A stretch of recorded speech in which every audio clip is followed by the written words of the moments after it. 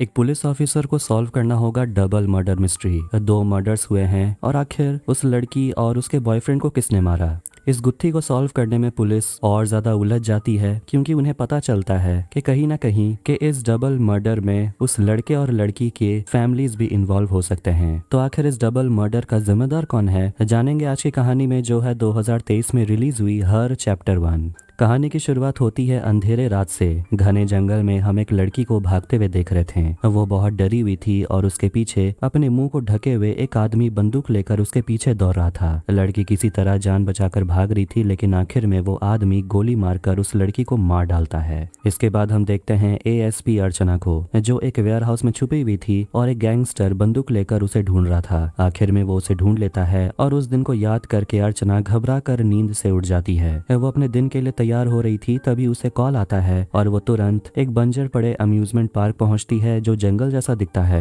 और वहां ऑफिसर उसे बताते हैं कि डबल मर्डर रिपोर्ट हुआ है। सभी जंगल के अंदर जाते हैं और पहले उन्हें एक लड़के का डेड बॉडी मिलता है और एक गड्ढे के अंदर एक लड़की की डेड बॉडी। फॉरेंसिक टीम अपना काम कर रही थी और एक ऑफिसर दीपक जाकर अर्चना को बताता है कि उन्हें जो गाड़ी मिली है वो विशाल के नाम से रजिस्टर्ड है, यानी कि ये लड़का विशाल है। लेकिन ये लड़की कौन है इसका कोई डिटेल ही नहीं है। हैंडबैग, मोबाइल फोन कुछ भी नहीं मिला, लेकिन ये दोनों हो सकता है हस्बैंड वाइफ हो। बुलेट के केसिंग जो मिला है वो 9mm का है और अर्चना कहती है कि ऐसा लगता है कि लड़की को दूर से मारा गया हो। उसके बुलेट केसिंग को देखकर फिर वो गाड़ी की छानबीन करती है और वहां उसे एक कागज का टुकड़ा मिलता है। ऑफिसर नटराज एक आदमी को पकड़ता है जो अपने भेड़ बकरियों को चराने के लिए जंगल आया था और उसी ने पहले ये डेड बॉडीज को देखा। उसे कागज पर साइन कराया जाता है। फिर उन्हें एक और बुलेट केसिंग मिलता है, वो भी 9mm का ही। पुलिस ऑफिसर की पूरी टीम वहां से निकलती और अर्चना अपने ऑफिसर को कॉल करके सारा सीसीटीवी फुटेज चेक करवाने को कहती है और नटराज कह रहा होता है कि अच्छा ही हुआ, मीडिया के आने से पहले हम लोगों ने सब कुछ साफ कर दिया, वरना प्रॉब्लम हो जाती। अर्चना और नटराज जाते हैं विशाल के घर में और वहां उन्हें विशाल की बीवी अनीता मिलती है। मतलब कि वो लड़की जो जंगल में मिली वो विशाल की बीवी तो नहीं थी। अनीता अपने पति के डेड बॉडी को देखकर रोने लगती है और फॉरेंसिक डॉक्टर शांति बताती है कि ये जो मर्डर हुआ है ये रात के 8 से 10 बजे के बीच हुआ। लड़की के डेड बॉडी में इंजरीज की निशान है और ऐसा लगता है कि इस लड़की को सेक्सुअली असॉल्ट किया गया हो।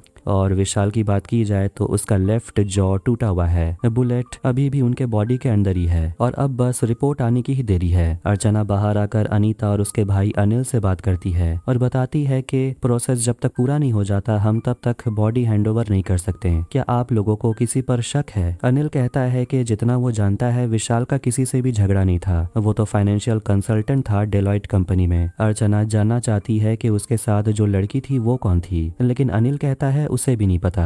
हॉस्पिटल से निकलते वक्त अर्चना नटराज से कहती है विशाल के कॉल रिकॉर्ड चेक करो, शायद उसमें से उस लड़की के बारे में कुछ पता चले। फिर मीडिया उसे घेर लेती है और वो जवाब जानना चाहते हैं कि आखिर ये मर्डर क्यों हुआ। अर्चना उन्हें कह देती है कि अभी इन्वेस्टिगेशन चल रहा है, कुछ भी डिटेल पता चलेगा तो वो मीडिया को बता देगी। तभी अर्चना को दीपक से पता चलता है कि वो लड़का विशाल और वो गुमनाम लड़की दोनों ने गार्डन रिजॉर्ट में 2 दिन बिताए थे, जो कि क्राइम सीन से 18 किलोमीटर दूर है। सीसीटीवी कैमरा से पता चला कि कमरा भी विशाल के नाम से बुक था। अर्चना सीसीटीवी फुटेज देखती है। उसके बाद कमिश्नर के ऑफिस वो पहुंच जाती है। कमिश्नर को वो बताती है कि उन्हें ऐसा लगता है कि जैसे इन दोनों का अफेयर चल रहा था। कमिश्नर उनसे कहने लगते हैं कि थोड़ा सावधान रहना, 6 महीने पहले तुम सस्पेंड हुई थी, उसके बाद से ये तुम्हारा पहला केस है। अर्चना रात में अपने घर पहुंचती है और जब वो नहा रही थी तो उसके हाथ से उसका रिंग गिर जाता है। फिर वो रिंग को देखती है और हम जाते हैं फ्लैशबैक में, जब अर्चना अपने बॉयफ्रेंड के साथ डिनर पे गई थी। बॉयफ्रेंड अर्चना से कहता है कि आज तुम बिल पे करोगी, लेकिन अर्चना कहती है कि डिनर पर तुमने मुझे बुलाया तो बिल तो तुम्हें ही देना होगा। लेकिन वो कहता है मैं अपना पर्स लाना भूल गया।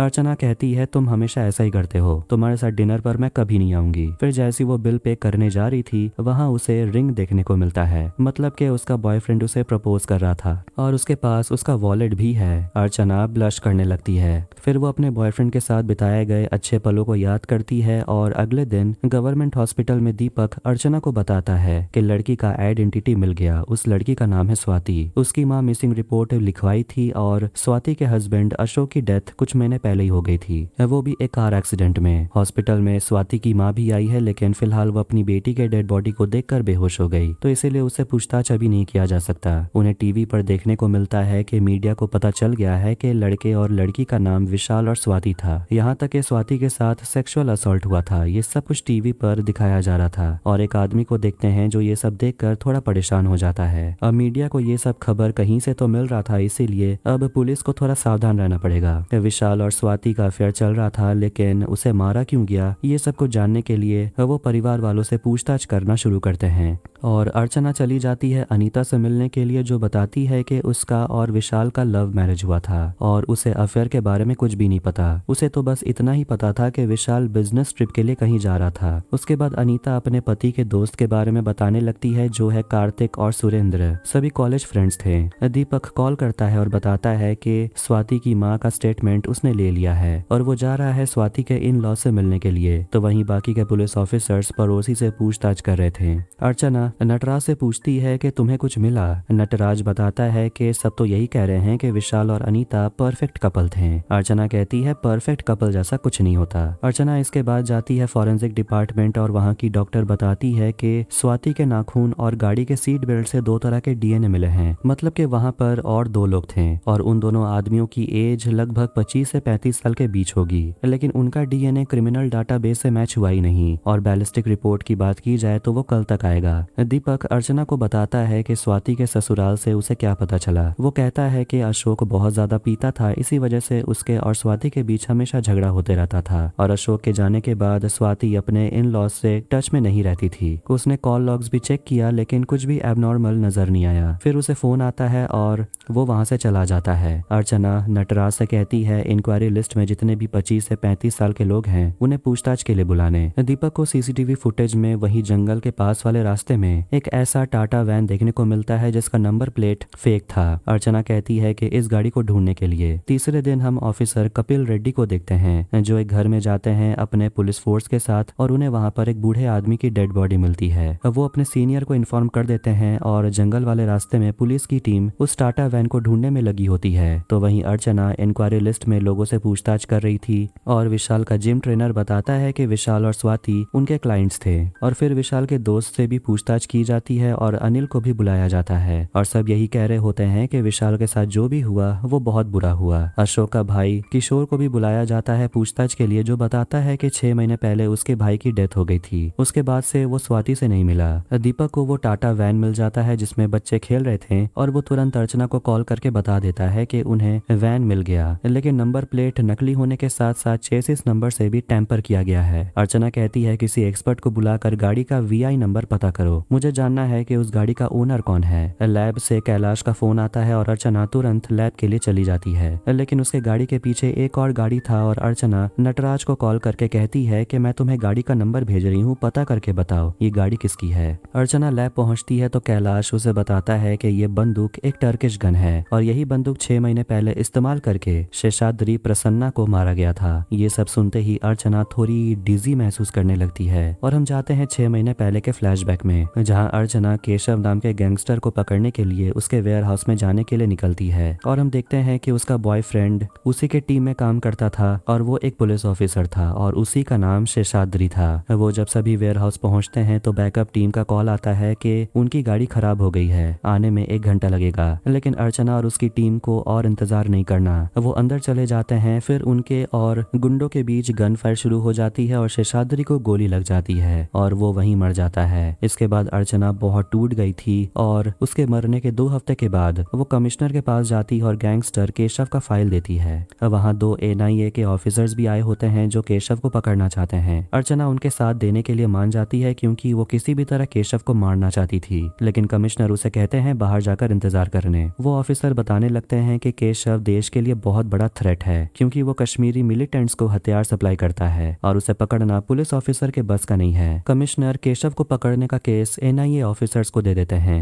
अर्चना अंदर जाती और कहती है कि पता नहीं एनआईए क्यों अचानक इस केस में इतना इन्वॉल्व हो रही है, लेकिन मैं इस केस में अनऑफिशियली काम कर सकती हूँ। कमिश्नर उसे कहते हैं कि तुम्हारे वजह से थे। एक ऑफिसर की डेथ हो गई, 2 हॉस्पिटल में एडमिट हैं। तुम लोगों को बैकअप के लिए रुकना चाहिए था। अर्चना कहती है केशव और उसके गुंडे के पास बहुत सारे हथियार थे, बैकअप आने से भी कोई फायदा नहीं होता, और भी लोग मारे जाते हैं। कमिश्नर उसे कहते हैं कि जब इंक्वायरी होगी तो तुम यही बताना, और उसके बाद तुम्हारे साथ ट्रांसफर होगा या फिर सस्पेंशन, वो तुम देख लेना। ये सबसे अर्चना बहुत गुस्से में थी। अब प्रेजेंट में अर्चना जाती है कमिश्नर से बात करने के लिए और उन्हें बताती है कि जो बंदूक मिली है वो केशव के सप्लाई से आया था और केशव के बारे में और जानने के लिए उसे NIA से रिपोर्ट की जरूरत होगी। लेकिन कमिश्नर कहते हैं कि ये पॉसिबल नहीं होगा। अर्चना को एक आदमी फॉलो कर रहा था और उसके पास एक फाइल होता है। अर्चना अपने ऑफिस में आती है वही फाइल लेकर और दीपक को अपने केबिन में बुलाती है। उस फाइल में कुछ फोटोज होते हैं जिसे वो निकालती है और दीपक से पूछती है कि स्वाति का विशाल को छोड़कर किसी और के साथ अफेयर चल रहा था क्या। दीपक कहता है बिल्कुल भी नहीं, मैंने खुद चेक किया। अर्चना उसे फोटो दिखाती है जिसमें दीपक और स्वाति एक साथ होते हैं और उस फोटो को देखकर दीपक के पसीने छूटने लगते हैं। अर्चना उसे चाय पीने के लिए देती है और दीपक को देखते हुए वो खुद चाय की एक चुस्की लेती है। फिर हम फ्लैशबैक देखते हैं, वही आदमी जो बहुत समय से अर्चना का पीछा कर रहा था। अर्चना उसे पूछती है कि तुम मेरा पीछा क्यों कर रहे हो। वो बताता है कि मेरा नाम रवि है, मैं एक प्राइवेट इन्वेस्टिगेटर हूँ, और वो उसे इन्फॉर्मेशन शेयर करता है और बताता है कि कुछ महीने पहले स्वाति का हस्बैंड अशोक ने उसे हायर किया था पता लगाने के लिए कि वो किससे मिलने के लिए कहाँ कहाँ जाती है। और तभी रवि को पता चला कि स्वाति का अफेयर अर्चना के ही टीम के एक पुलिस ऑफिसर दीपक के साथ चल रहा था। अब हम देखते हैं कि अर्चना और नटराज दीपक से पूछताछ कर रहे थे और दीपक बताता है कि मर्डर वाली रात वो यहीं पर था, अपना ड्यूटी कर रहा था। अर्चना नटराज से कहती है जाकर CCTV रिकॉर्डिंग चेक करो। दीपक सब कुछ बताने लगता है कि 1 साल पहले वो डेटिंग ऐप के जरिए वो स्वाति से मिला था। दोनों कुछ दिन बहुत अच्छे से बातचीत कर रहे थे, मिल रहे थे, लेकिन अचानक एक दिन स्वाति उससे मिलना बंद कर दी और उसके बाद से दोनों का मिलना बिल्कुल बंद ही हो गया। और उस दिन जंगल में डेड बॉडी को देखकर वो दंग रह गया था। नटराज आकर बताता है कि दीपक मर्डर वाली रात पुलिस स्टेशन में ही था। अर्चना केस को मिसलीड करने के वजह से दीपक को अरेस्ट कर लेती है। चौथे दिन अर्चना जाती है स्वाति के बहुत ही करीबी दोस्त उषा से मिलने के लिए और वो बताती है कि वो दोनों बहुत अच्छे दोस्त थे, लेकिन अशोक के मरने के बाद वो दोनों इतने टच में नहीं थे। अर्चना स्वाति के माँ को दीपक की तस्वीर दिखाती है तो उसकी माँ कहती है कि वो सिर्फ इसे हॉस्पिटल में ही देखी थी, उससे पहले कभी नहीं। अर्चना स्वाति के माँ से पूछती है कि अशोक और स्वाति के बीच झगड़ा होता था क्या। उसकी माँ कहती है नहीं। अशोक की माँ बताती है कि स्वाति ही बहुत बड़ी प्रॉब्लम थी, उसी के वजह से मेरे बेटे की मौत हुई। उषा बताती है कि कॉलेज के समय से ही वो स्वाति की दोस्त है और वो बहुत कम बोला करती थी। फाइनेंशियल कंडीशन कमजोर होने के वजह से उसके पापा घर छोड़कर चले गए और इस वजह से वो अपने पापा से नफरत करती थी। लेकिन अचानक उसमें बहुत बदलाव आने लगा और वो लड़कों के साथ घूमने लगी और वो सभी से पूछताछ करने के बाद वापस अपने ऑफिस आ जाती है और उसे फॉरेंसिक डॉक्टर शांति का कॉल आता है जो बताती है कि उन्होंने दीपक के सैंपल को भी अच्छे से टेस्ट किया, लेकिन क्राइम सीन से उसका सैंपल मैच नहीं हुआ। पुलिस को टाटा वैन का ओनर मिल जाता है जो कह रहा होता है कि कई महीनों से उसका ये गाड़ी गायब था और वो तस्वीर भी दिखाता है प्रूफ करने के लिए कि ये गाड़ी उसका है और उसके पास डॉक्यूमेंट्स भी हैं, इसलिए अर्चना उसे जाने देती है। कमिश्नर उसे बताते हैं कि NIA के तरफ से कोई रिस्पॉन्स नहीं आया कि केशव वाला रिपोर्ट वो देना चाहते हैं या नहीं। अर्चना भरोसा दिलाती है कि वो इस केस को क्रैक करके रहेगी। फिर वो उस शूट आउट को याद करती है और एक फ्लैशबैक में देखते हैं कि जब वो अपने बॉयफ्रेंड के साथ थी तभी उसके घर में एक एनवेलप आता है। पता चलता है कि अर्चना NIA के सिलेक्शन के लिए दोबारा से अप्लाई की थी, लेकिन उसका सिलेक्शन नहीं हुआ। घर जाकर अर्चना केस के बारे में गहराई से रिसर्च कर रही थी और याद करती है कि उसे अब तक क्या क्या एविडेंस मिले हुए हैं। उसे न्यूज़पेपर में एक आर्टिकल पढ़ने को मिलता है जिससे उसे पता चलता है पुलिस गन रॉबरी के बारे में और इस रॉबरी को अंजाम दिया गया था सेमी ऑटोमेटिक गन का इस्तेमाल करके। और उसे पता चलता है कपिल रेड्डी के बारे में जो दूसरे शहर में मर्डर इन्वेस्टिगेट कर रहे हैं। अर्चना अनिल के बैंक स्टेटमेंट देख रही थी और वहाँ उस पर उसे 2 मोबाइल नंबर के डिटेल मिलते हैं, वो भी अलग अलग टेलीकॉम कंपनी के। इस बारे में वो नटराज से बात करती है और उसे कहती है चेक करने के लिए। फिर इंस्पेक्टर कपिल अर्चना से मिलने के लिए आते हैं और बताते हैं कि 4 महीनों से ये 3 चोर चोरी कर रहे हैं और उनके शिकार होते हैं वो लोग जो अकेले रहते हैं और हाल ही में उन्होंने एक बुढ़े आदमी को मार डाला। और देखते हैं कि चोरी करने वाला बिल्कुल वैसा ही टोपी पहनता है जिससे उनका मुंह ढका हुआ होता है। अर्चना कहती है कि मुझे वो CCTV फुटेज देखना है जिसमें वो चोर दिखाई दे रहे हैं और मुझे विक्टिम के फैमिली से भी बात करनी है। नटराज अर्चना को संतोष के बारे में एक फाइल देता है और बताता है कि ये एक खूनी है और हाल ही में डोमेस्टिक वायलेंस में भी वो पकड़ा गया। अनिल ने इसे 10 बार कॉल किया था और पहले उन्हें ये सब पता नहीं चला क्योंकि अनिल उस आदमी को अपने मरे हुए माँ के फोन से कॉल किया करता था। NIA ऑफिसर्स को देखते हैं जिन्हें भी लगता है कि अर्चना कुछ तो करना चाहती है और इसीलिए उसे केशव का रिपोर्ट चाहिए। और 2 सालों से वो यहाँ सिलेक्शन की ट्राई कर रही है और उसके पास केशव को पकड़ने का पर्सनल मोटिव भी है, इसीलिए अर्चना को एक बार मौका देना चाहिए। लेकिन विक्रांत के बॉस कहते हैं कि अब बहुत लेट हो गई है, 3 दिनों में नया बैच ट्रेनिंग के लिए दिल्ली आने वाला है। इसीलिए विक्रांत अर्चना को कॉल करता है और उसे पूछते हैं कि तुम्हें केशव चाहिए या केशव का फाइल चाहिए। बॉस चाहते हैं कि तुम यहाँ ट्रेनिंग ज्वाइन करो, लेकिन अर्चना कहती है कि जब तक ये केस सॉल्व नहीं हो जाता मैं केस छोड़कर नहीं आ सकती।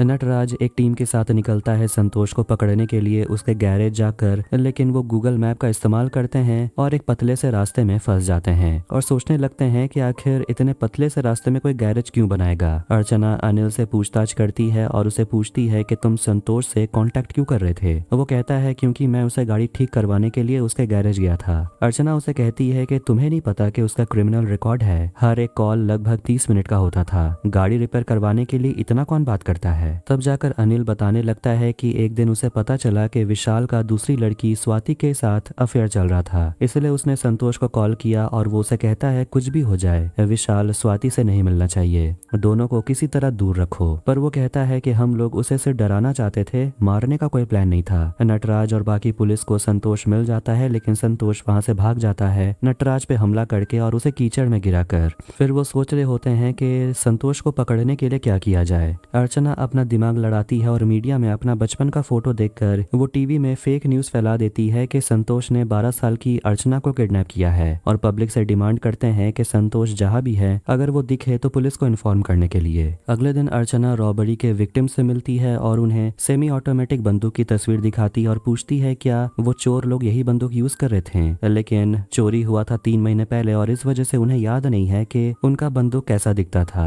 लेकिन एक आदमी कहता है कि वो चोर यही बंदूक इस्तेमाल करते थे, तो एक आदमी याद करके बताता है कि उनमें से एक काफी लंबा था और दूसरा आदमी बताता है कि उनमें से एक चित्तौड़ी भाषा बोलता था। अर्चना को दूसरे पुलिस स्टेशन से पता चलता है कि वहां संतोष ने खुद को सरेंडर करवा दिया क्योंकि पब्लिक उसके जान के पीछे पड़ गई थी।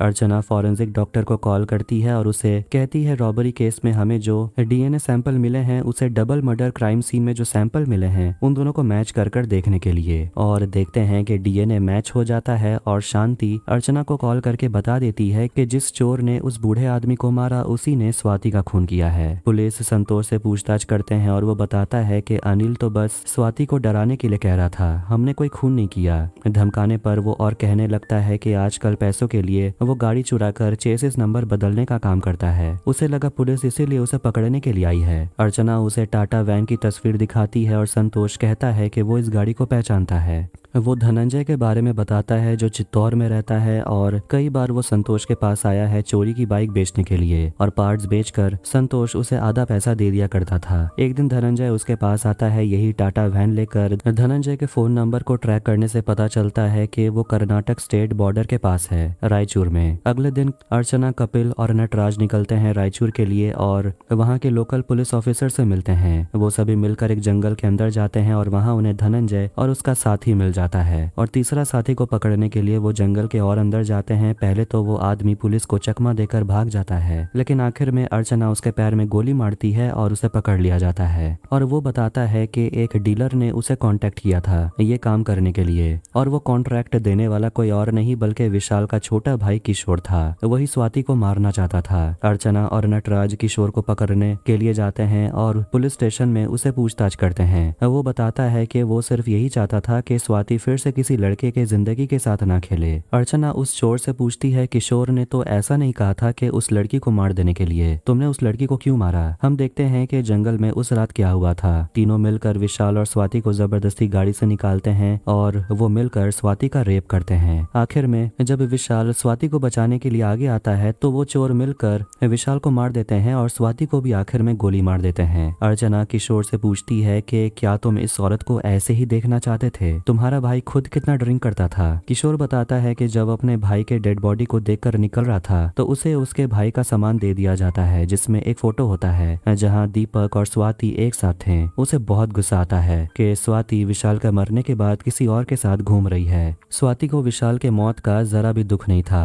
अर्चना उसे कहती है कि एक बार स्वाति का कैरेक्टर साइड में रखकर देखो, उसका शादीशुदा मर्दों के साथ अफेयर था, तो क्या इसमें उन मर्दों की कोई गलती नहीं है? किशोर कहता है मैं बस स्वाति को सबक सिखाना चाहता था। अर्चना उससे पूछती है कैसे। उसका रेप करके उसे मार डालकर। किशोर कुछ सेकंड्स के लिए चुप रहता है और कहता है कि मैं ये सब नहीं चाहता था, जो हुआ गलत हुआ। अर्चना उसे कहती है तुम्हारे वजह से 2 लोगों की जान चली गई, मन तो करता है तुम्हें एक कस के थप्पड़ लगाऊं। अगले दिन पुलिस अजय किर्लोस्कर नाम के आदमी की गाड़ी को रोकते हैं और उन चोर ने बताया था कि उसी के घर में उन्हें सेमी ऑटोमेटिक बंदूक मिला। अर्चना उसे पूछती है केशव कहाँ है। अब किर्लोस्कर केशव का आदमी था, इसलिए उसे पकड़ने की वजह से एनआईए फिर से अर्चना को चिट्ठी भेजवाते हैं और चाहते हैं कि अर्चना एनआईए ज्वाइन करे। हैदराबाद जाकर अर्चना एनआईए के रीजनल ऑफिस में जाती है और वहाँ विक्रांत उसे मिलता है और बताता है कि फिलहाल तुम्हें 6 महीने की ट्रेनिंग में रखा जाएगा और वो उसे केशव का फाइल दे देता है। फिर हम जाते हैं 6 महीने पहले के फ्लैशबैक में, जब अर्चना और पूरी टीम मिलकर गैंगस्टर केशव के वेयरहाउस में जाते हैं उसे पकड़ने के लिए और उसी सेमी ऑटोमेटिक बंदूक का इस्तेमाल करके केशव अर्चना के फियोंसे शेषाद्री को मार देता है। अब 96 दिन गुजर चुके हैं। अर्चना एनआईए के साथ ट्रेनिंग कर रही है और शायद अर्चना और विक्रांत सभी एक साथ जा रहे होते हैं केशव को पकड़ने के लिए। हो सकता है उन्हें केशव का लोकेशन पता चल गया हो और इसी के साथ ये मूवी यहीं पर खत्म हो जाती है। केशव को कैसे वो पकड़ेंगे ये तो देखने को मिलेगा चैप्टर 2 में। खैर, आपको ये वीडियो कैसा लगा कमेंट करके जरूर बताएं। वीडियो पसंद आया तो वीडियो को लाइक करें, चैनल को सब्सक्राइब करें। मिलते हैं नेक्स्ट वीडियो में। Take care.